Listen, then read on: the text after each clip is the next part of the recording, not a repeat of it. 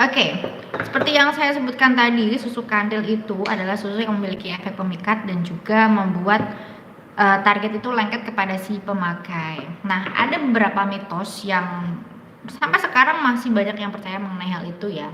Mitosnya itu ada di antaranya yang pertama itu katanya orang yang menggunakan susu kandil itu pasti akan diikuti makhluk halus, terutama adalah Mbak Kunti atau kuntilanak.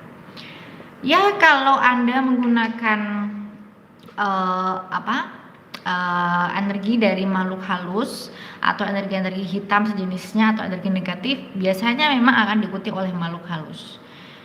Tapi kalau ada menggunakan energi putih, insya Allah tidak akan diikuti. Tapi ada juga yang beberapa yang diikuti karena si pemakai susu, terutama susu kandil itu memiliki aura yang berbeda ya. Jadi tidak hanya manusia yang bisa terpikat, tapi makhluk lain pun juga bisa terpikat. Jadi itulah mengapa ada mitos yang berkembang mengenai jika Anda menggunakan susu kandil pasti akan diikuti oleh makhluk halus.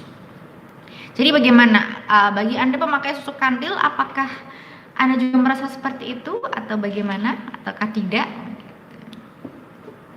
Saya jadi bingung mau pakai yang mana dulu.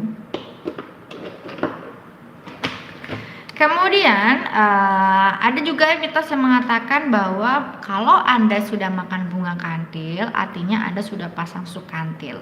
Apakah itu benar? Tentu saja tidak ya. Seperti yang sudah pernah saya katakan bahwa susu kandil itu adalah kita ngomong kandil itu penyebutan dari tuahnya atau efeknya. Jadi bukan berarti Anda memakan kandil sudah berarti Anda memasang susu kandil, tetapi tidak seperti itu. Kandil itu lebih kepada penyebutan saja sih.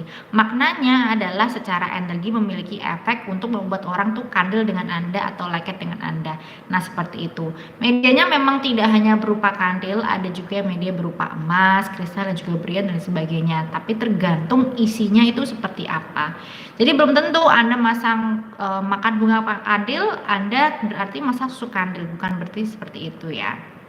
Memang ada zaman dahulu yang menggunakan kandil, media bunga kandil yang sebenarnya untuk dijadikan susu kandil. Tetapi karena memang saya pernah mencoba sih untuk menggunakan bunga kandil asli sebagai media susu kandil, tetapi ada beberapa klien saya yang ternyata mereka alergi terhadap mungkin kandungan dalam bunga kandilnya ya, sehingga saya tidak menggunakan bunga kandil tersebut. Tapi memang zaman dulu tuh ada yang menggunakan bunga kandil asli sebagai medianya. Tetapi ya menurut mengikuti perkembangan zaman itu sudah berbeda. Seperti saya lebih menggunakan kristal, emas dan juga berlian untuk diisikan energi kandilnya. Jadi mitos mengenai apakah Anda makan bunga kandil itu sudah termasuk susu kandil?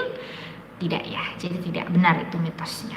Kemudian ada mitos lagi, katanya kalau menggunakan susu kandil itu untuk efek jangka panjangnya itu akan membuat kerjikan seseorang itu semakin seret. Ya, itu benar kalau yang Anda gunakan adalah energi hitam atau energi negatif. Tetapi beda lagi kalau yang Anda gunakan itu adalah energi putih.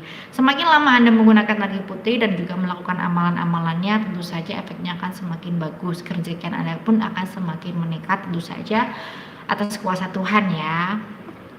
Jadi memang tergantung energi masing-masing. Menggunakannya itu digunakan untuk energi putih atau energi negatif begitu.